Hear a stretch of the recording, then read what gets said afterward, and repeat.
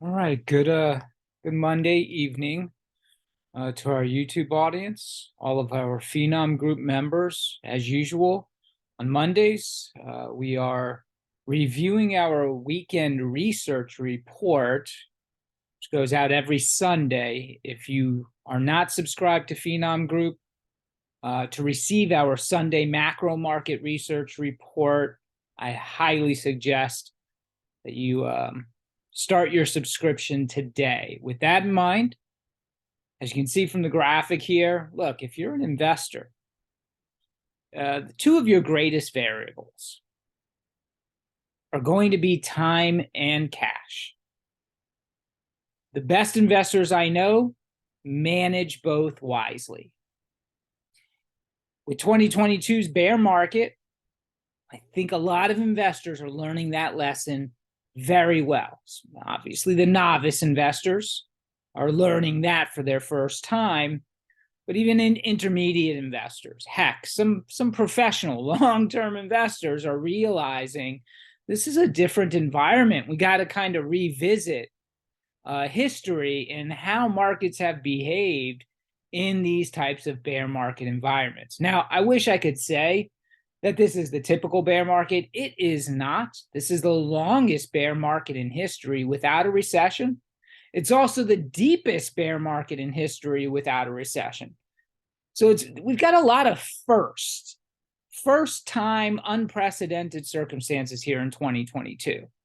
Nonetheless, time is on your side as you're an investor, especially if you are managing your cash wisely. One of the things that we've been, I don't want to say preaching, but you get my point, discussing and reiterating throughout the course of this year is the fact that this is a Fed-driven bear market. As I stated here, or Edward had written atop, for many Phenom Group members, you likely have read our works throughout the year or heard our chief equity strategist, yours truly, offer the following analysis and sentiment to various degrees and phrasings. The Fed is driving the market, and it demands the market to stay put until further notice. Now, with this in mind, I've seen a lot of Marty Zwig's investing rules being kind of revisited, thrown around social media, if you will, especially Twitter and different Facebook groups, because Marty Zwig, as many investors will know inherently, coined the phrase, "Don't fight the Fed." I think it's rule number 6 right here. Don't fight the Fed. And in fact, while it's lower on the list, the number 1 rule for Marty is the trend is your friend. Don't fight the tape. But a lot of people are focused on number 6 right now. Don't fight the Fed. Because we have a Fed-driven market. It's kind of the point as to why I thought it would be a good idea to revisit Marty Zwig's investing rules. And they say don't fight the Fed in both, circumstances, whether the Fed is tightening or whether the Fed is easing financial conditions, right? We know that we are in a Fed tightening cycle. So what does that mean so far as don't fight the Fed while the Fed is tightening? Because typically if the Fed is tightening, they are draining liquidity out of the markets, and the markets don't do well in that environment. Case in point, 2022's bear market, right? So don't fight the Fed typically in this environment means you don't want to be long, right? Err on the side of markets going down. But here's the thing, when you hear these different phrasings and rules and things like that, I get it, right? Nobody likes to be down. And fighting the Fed would mean that you're going long the market while the Fed is basically telling you, hey, we don't want the market to go above 4,000. We may find support, at 3,500. At least that's been, where support is here this year, the lows. But your upside's capped. So you're fighting the Fed if you're buying the market. I believe that this demands greater context, and it's not to be taken literally, right? Because if we think about the number one rule of investing, which is buy low, sell high, well, then in this environment, what are you getting? You're getting an opportunity to buy low and in the future sell high. So really it comes down to time is on your side. As long as you have a long enough time horizon, you're not really fighting the Fed by going long the market, picking up index ETFs, if you will, deeply undervalued stocks that have been discounted and discounted throughout this bear market. You're not really fighting the Fed. You're actually adhering to the most important rule of investing, which is buy low, sell high. So don't get, too literal with some of these rules so far as fighting the Fed. We have another bear market, right? 2022, it started pretty much on the second trading day of the year. And at a trough point, we were down 28% from the all-time high to the bear market low this year. We were down 28%. On a closing basis, down 25%. The average bear market, or near bear markets, like 19+%, right here in 1998, 1990. You guys remember the fourth quarter of 2018, 19.8% on a closing basis. But the average is 11 months in duration. Well, that's where we are, 11 months into this bear market. This bear market is basically a senior citizen at this point. The odd thing is we don't have a recession yet. So it's the longest bear market without a recession. It does beg to ask, as I've been saying throughout the course of this bear market, how much are we pricing in of bad news in the future? Talked a goodly amount here about past price targets. Folks, don't pay too much attention to those price targets that are thrown out by those big Wall Street firms. By and large, they don't mean anything.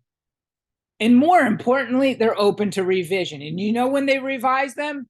Good, because nobody does. They're going to revise them when they think it's optimal to be revised. These were the price targets coming into this year. These were the price targets for 2022. Look at all the 5 handles. The lowest price target we have looks like Morgan Stanley at 4,400, right? Mike Wilson and the team at Morgan Stanley, put the price target at 4,400. They thought that the market would be lower this year. Good on them. But they still missed by a country mile. Low of the year, 3,500. We're below 4,000 still on the S&P 500. So for all of you that want to type, well, Mike Wilson and the team at Morgan Stanley, they nailed it this year. Really? Really? Looks like nobody nailed it to me. Everybody overestimated, where the market would be by year end. And it wasn't just coming into this year. Here's the price targets for 2021. 4,000, a lot of 4,000s, but a lot of under 4,000s as well. Folks, we finished last year, 4,700? Everybody was off by a good 8 to 10%. It doesn't matter. They're either going to overshoot or they're going to undershoot. Wall Street firms, they don't get it right. More often than not, they do not get it right. So when you hear, this is the most important takeaway, because these are some of the price targets for 2023. And almost all of them are higher. 4,200, 4,000, 4,000, 4,000, 39, 39, 3,800. These are the price targets we have so far. But also look at the EPS estimates.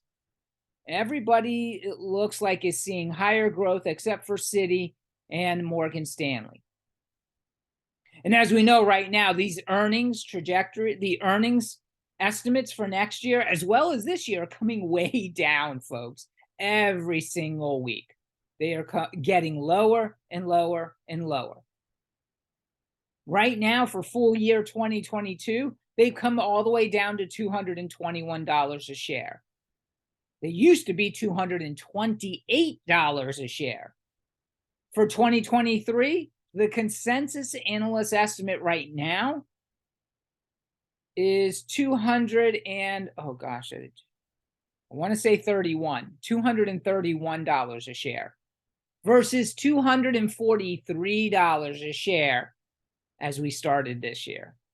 So they've come way down. Where do you think they're going to be come Q1 of 2023? And again, these price targets are predicated on where these analysts believe earnings are going to be. We don't know when the Fed is going to stop raising rates. We don't know exactly when this inflation is going to materially break. All of that has to be factored into where you think this S&P 500 is going next year. The reality is, and I love this from Kaylee Cox, I have a confession to make. I have no idea what I'm doing. But to be fair, neither does the rest of Wall Street. And she's honest. Look, I mean, they're wrong as if it's their religion, folks. Don't take the S&P 500 price target seriously. All right, let's move on. Let's see. I love this by Peter Lynch, right? Time. Think in terms of long-term, folks. You're getting deep value this year. I don't know how many times I've said that before. Everyone has the brain power to make money in stocks. Everybody does. Not everyone has the stomach. That's this year. That's bear markets in general. Most people are not going to sit through a bear market. Most people are going to take their losses and move on and never come back to the markets. Indeed. There's a thinning of the herd that takes place in every single bear market. This one is no different.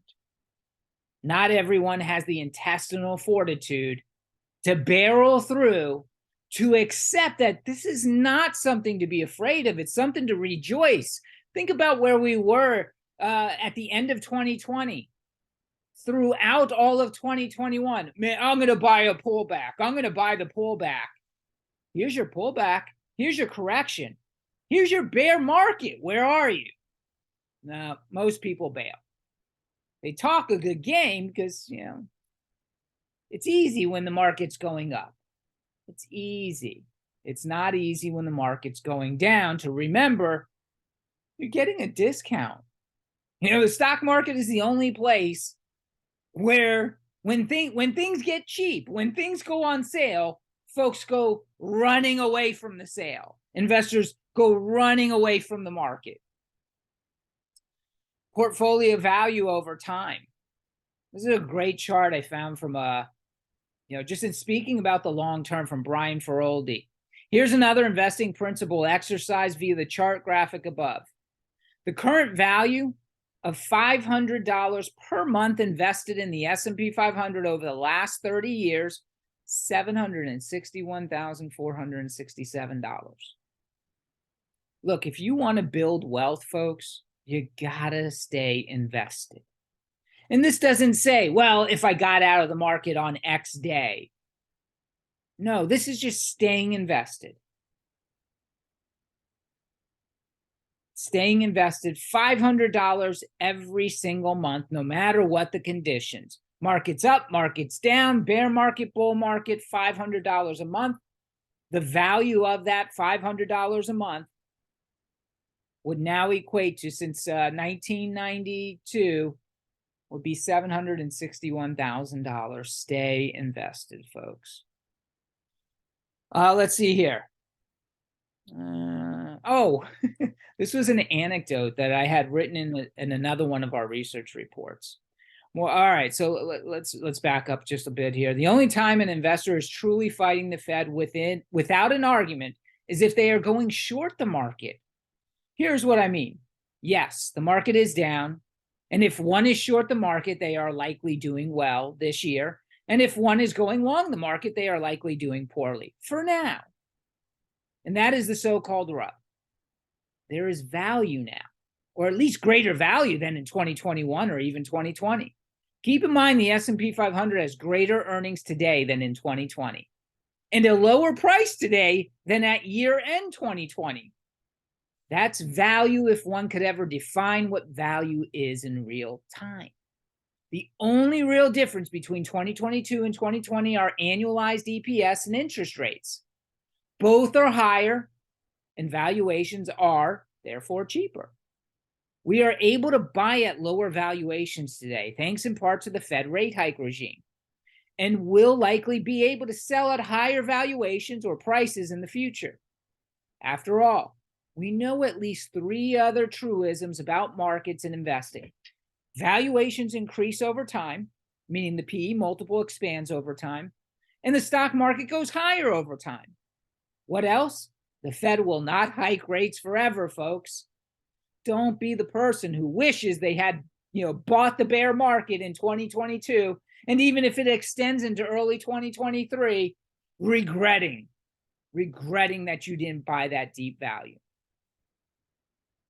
This was an anecdote. As I said, I wrote in one of our research reports about 2-3 weeks ago, and it describes my personal experience during the 2015 into early 2016 correction. During that correction, I was down 66%. Oh, don't get me wrong, I'm not boasting about it, but that was my experience. I had too much leverage, especially to the short volatility trade. China hard landing was the media would talk about. The Forex currency issues, a slowdown in our economy, Brexit lay ahead, and then, of course, our presidential election of 2016. Market didn't, have its recovery until basically the end of the first quarter. It went from August, September of 2015 into the first quarter, through the first quarter in correction mode. What did I do? I kept buying. Why? Because there was nothing signaling a recession. We did have a manufacturing recession, but it didn't lead the economy into a recession. We had an earnings recession, but we still didn't have a real economic recession. Credit spreads were not blowing out. I kept buying. One of the things I didn't express in this anecdote was how I finished. I was asked what the end result bore in the way of capital returns from that period. From 2015 into Q1 of 2017, Golden Capital Portfolio generated 126+% return. Remember, we bounced significantly off of the lows in 2016, basically throughout the rest of the year. And we just kept going higher throughout 2017. I just kept buying. I'm at a position here during this bear market, and I hope that investors are out there with ample cash on the sidelines. Nobody likes their core holdings, their long-term positions, seeing a substantial drawdown on the year, but that's a bear market for you. Trying to avoid it, it's like trying to avoid cavities. You're going to have a cavity over the course of your lifetime. It's inevitable. We all brush our teeth, try to avoid as many cavities as possible, but inevitably we're going to have a cavity. It's something you just deal with. You go to the dentist, you take care of it. You're going to have to deal with bear markets, therefore you're going to have to deal with drawdowns. Your job as an investor is to know that there's bull market on the other side of the bear market. The lows, not the lows. Who knows? At this point, who knows if the lows are in or not? I will go on record and say, I do believe, absent some kind of exogenous event here in the final, I guess we have 6-7 weeks left in the year, that the lows from October 13th are the lows for the year. I'm not saying the market will go straight up from here. I'm not saying the market won't chop around from here. I'm not saying the market won't even go and retest those lows. But I do believe that 34.91 is the low for this particular calendar year. And by the way, I may be wrong. Don't base your capital allocations on my belief that the lows are in for the year. Right now, stocks are extremely unattractive, folks. The equity risk premium is literally at its worst level of this bear market, 1.64%.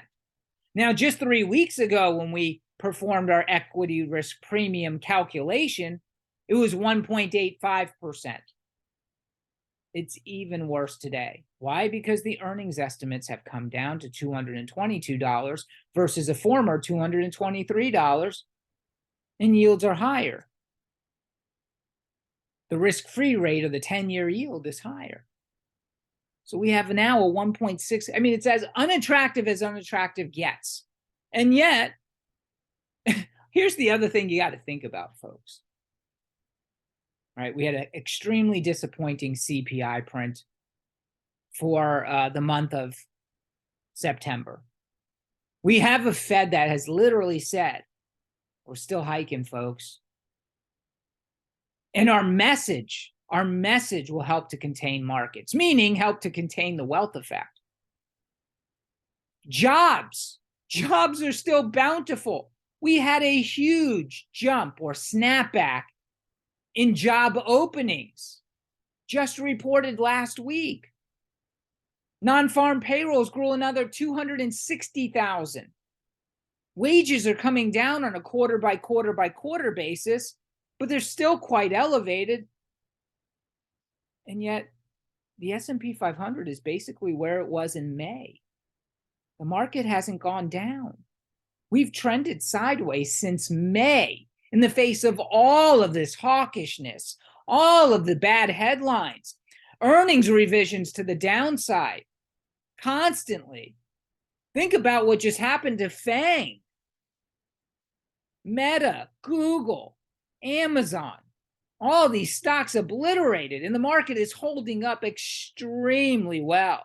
Yields ever higher, 70% of the yield curve inverted. And the market has been sideways since May. There might be a message in there, folks. Could be wrong, but there might be. There's always tomorrow, as they say.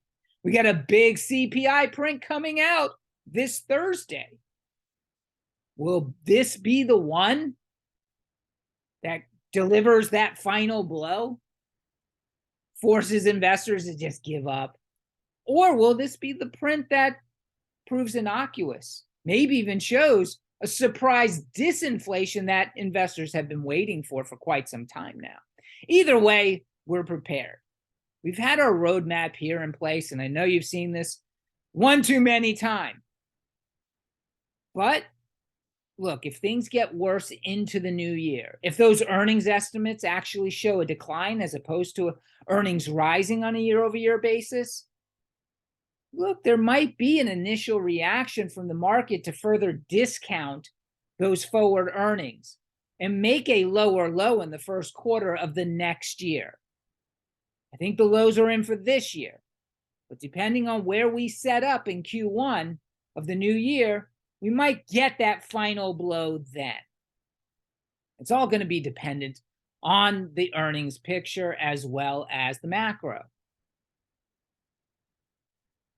Here's the earnings estimates. I mean, 2.2%, which is still higher. I mean, we are tracking higher each week for Q3 2022 earnings. But now folks are actually anticipating, the analysts are actually projecting Q4 to deliver a negative year-over-year growth rate for earnings, Q4. It is the midterm week, folks, tomorrow, midterm elections. Here's a trade. You know, unfortunately, that November buy on the first day of November, Larry Williams trade, which has been a positive return in 32 of the last 32 calendar years, it failed. It finally failed. I talked about first time for everything, right? There's a lot of unprecedented situations taking place here in 2022. 32 out of the last 32 years, that Larry Williams trade was positive. Buying on the first trading day and selling the next day, it's been positive 32 years in a row. it finally had a failed trade. This particular trade sets up as how the S&P 500 typically performs the day after the election. The day after the election, the S&P 500 is typically moved up or down by 1.3% the day after midterm elections. It's been positive 74% of the time. Positive 74% of the time after midterms. We looked at some support levels. Where did the S&P 500 find its footing after Thursday's, debacle, or the FOMC press conference? At the 20-day moving average, right there. 20-day moving average bounced. We closed higher on Friday. 3 Fridays in a row, by the way.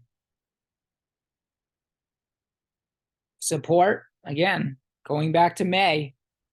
We've gone nowhere, folks. Market likes this 3,800 area. It seems to have trouble when it gets to 3,900, as it has during this most recent rally. Midterms, folks, midterms, the market has been higher November through April of the next year, 100% of the time. I'm a buyer on weakness. Why? Is this going to be the first time, going back to 1942, that the market is going to be down from the midterm election day through April of the next year? I'm doubtful. I doubt that's going to be the case. I have to lean into the odds. It's never happened before, and I get it. If you leaned into the odds of never happened before, 100% positivity rates here in 2022, you've been wrong on the 50% retracement off of a bear market low. You've been wrong for leaning into that probability that the bear market, once it achieves the 200-day moving average, has never found a lower low until 2022 for both of those. So yeah, this could be the first time that this doesn't work.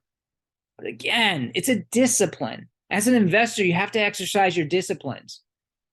And a disciplined investor leans into the highest probability. And the probability here is 100% of the time the market has delivered a positive return from the midterm election through April of the next year.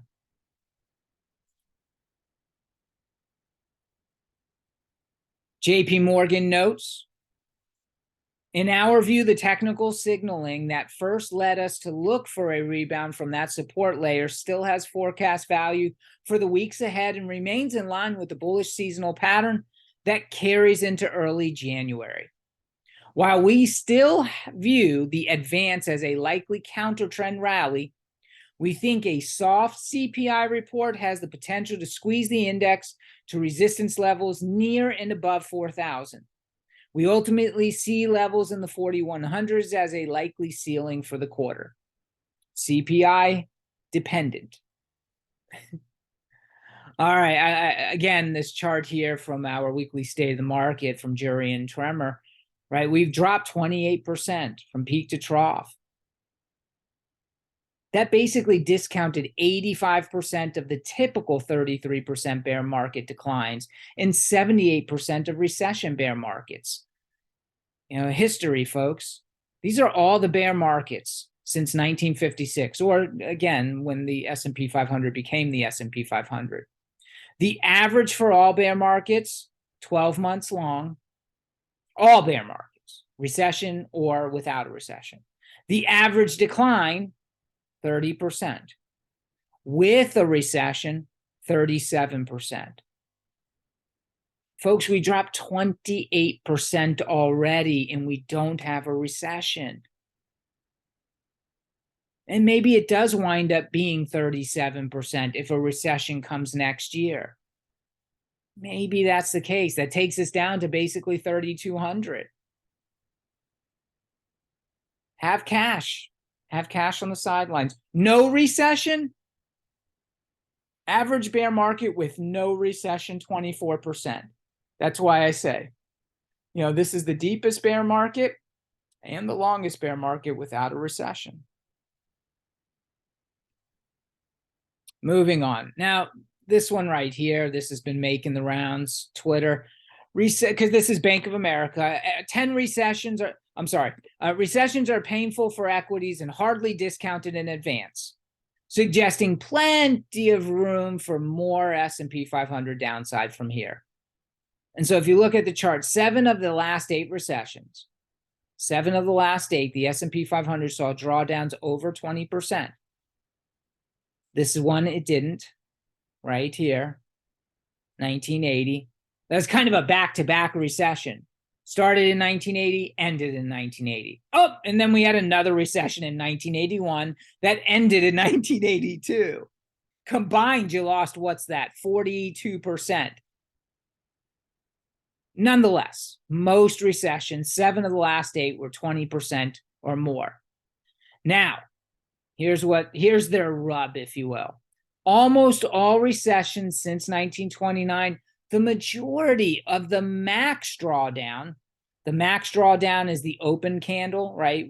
Down 50% was the max, 36%, 20, 27, 34, so on and so on. The majority of the max drawdown took place during the actual recession. In other words, we've never had a bear market bottom before a recession. We typically have had the bear market bottom during the recession, and with the majority of the max drawdown taking place during the recession.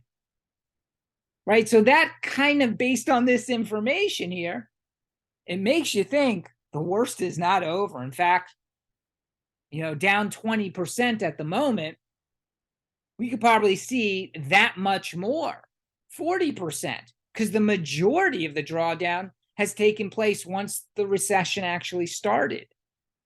But here's what I would also offer as a caveat or a detractor.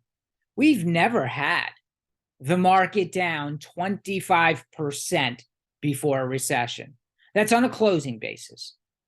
This chart here from the Lighthill Group. On an intraday basis, we were down 28%. This is the biggest drawdown in history prior to a recession from a monthly cyclical high. Here's the notes from Jim Paulson of the Lighthill Group. Since 1948, the S&P 500 discounted recessions by negative 6.3% on average. That's it, folks. 6.3% on average since 1948. The market discounted the recession. Recessions often extended stock market losses because a downturn is not usually expected. In the contemporary market cycle, meaning today, the S&P 500 was already off by 25% before a recession has begun. That is, the discount for any pending slowdown has been much more significant today than the preceding any other post-war recession. Indeed, at 25%, the S&P 500 loss is 4.5 times worse than the median return leading up to the last 12 recessions. So, yeah, this is true, but most of these, the median drawdown prior was only 6%. This is 4+ times greater than that. So could this be the first time that the market actually bottoms before the recession for the first time in history? We don't know. But there's a lot of discounting of future bad news and bad realities in the way of earnings or a recession that is already priced into the market, folks. All right, what else do we got here? How does the S&P 500 perform after declining 25%? A year later, the market is higher 90% of the time. We know that the market wasn't higher in the 2008 episode, and we know the market wasn't higher in the 2001 episode, 12 months later. Those are the two detractors here. But 18 months later, 91%. 2 years later, only one detractor, and that indeed was from the dot-com period. If we get recession, which typically we do see the market down, the bear market, the average bear market in a recession down 37%. But anytime the market has been down 33%, 1 year later, the market has never been lower. So you almost want to have the market go down 33%. Allocate capital, close your eyes, wake up a year later, the market is higher, you made returns. Chart here from Charles Schwab. Market has never been lower a year later after it's been down 33%. And again, that takes you down to the 3200s. Not saying it's going to happen, but in case it does. We did a lot of work here.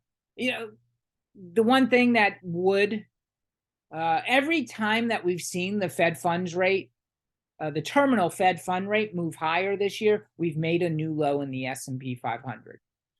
So, if there's a pushback against my belief that the low is in for the year, it would be this. Just because the trend is every time the Fed fund rate, the terminal Fed fund rate, meaning what investors think that the terminal Fed fund rate is going to be in the future, goes higher, the S&P 500 has made a lower low.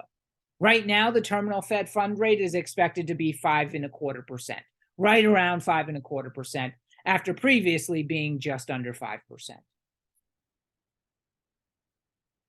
The Feds know better, by the way. I talked about analysts being wrong about their price targets almost every single year. I mean, I just pointed out, 2021 and 2022, but it's almost every year. That's why you constantly see, analysts revise their price targets throughout the year. But the Feds know better. These were the projections coming into this year. These were the Fed's projections. They've all been adjusted higher. They've all been adjusted higher.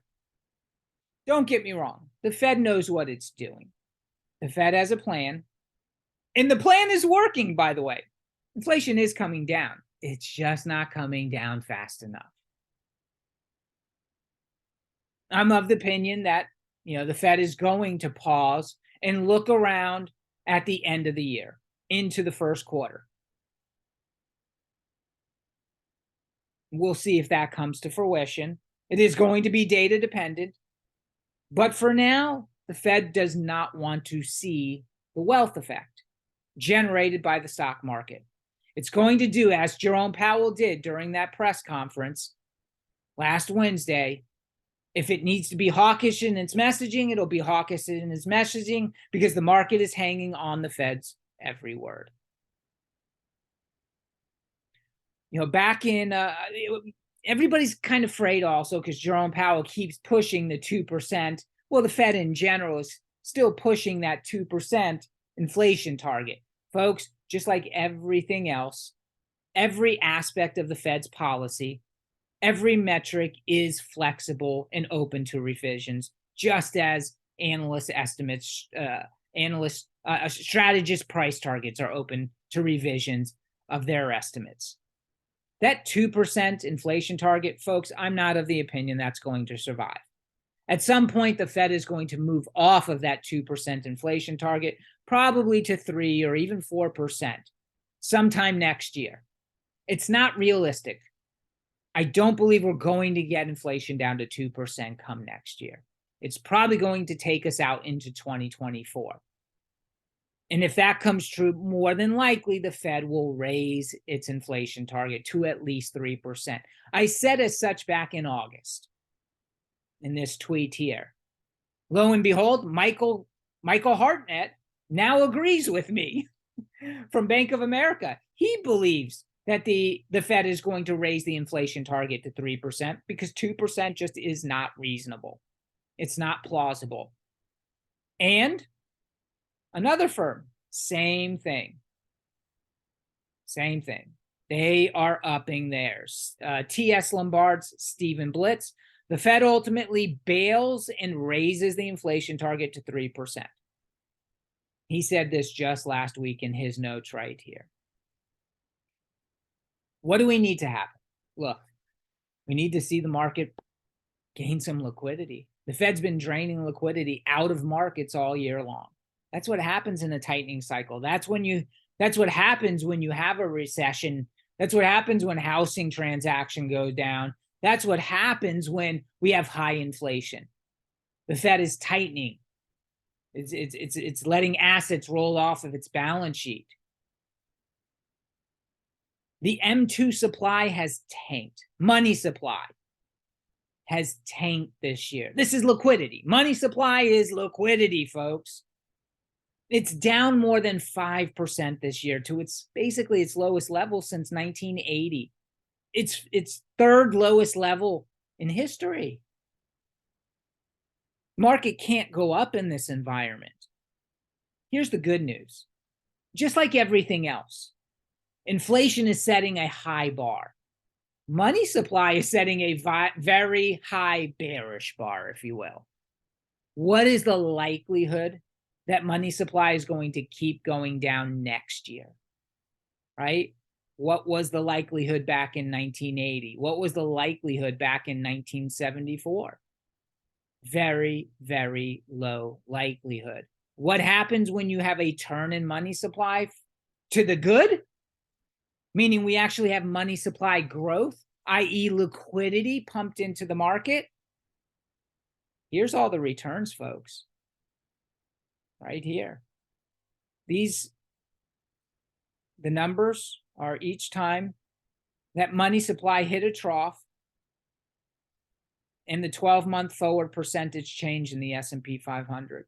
Back in 1960 to 1961, gained 13.6%. The only time we saw a turn up in money supply and the market was lower 12 months later was during the Great Financial Crisis. It's the only time. Number 12, go to number 12, up, yep, there it is, 2008. It's the only time. Do you think this is a great financial crisis? Of course it's not. We have inflation. We have a Fed that's tightening. At some point in Q1, we're going to see a greater disinflationary impulse in the inflation metrics. We're just not there yet. But this tells you what you should be doing when you have money supply this low. Looking at the forward returns, I think they average 14+%. Let's see. Yeah, right here. Of those, there was only one instance, 2008, in which the S&P 500 declined over the next 12 months. On the whole, buying the S&P 500 at past liquidity lows yielded an average of 14.2% in the ensuing year. And I'll leave you on that note, folks. Have a great evening. I hope you enjoyed this weekend research report review this Monday, November 7th.